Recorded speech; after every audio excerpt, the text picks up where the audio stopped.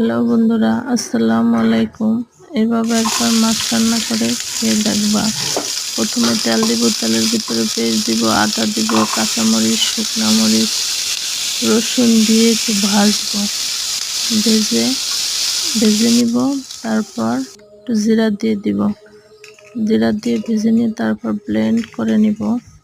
Blend করে মাছ ভেজে নিব। মাছ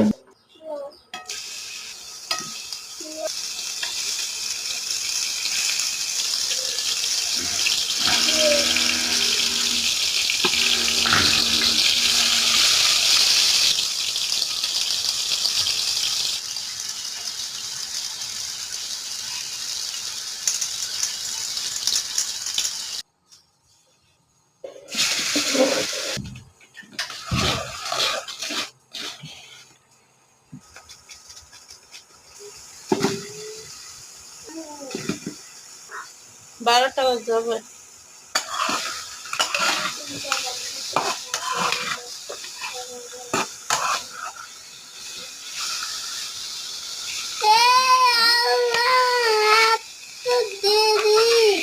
বারোটা বাজে হবে।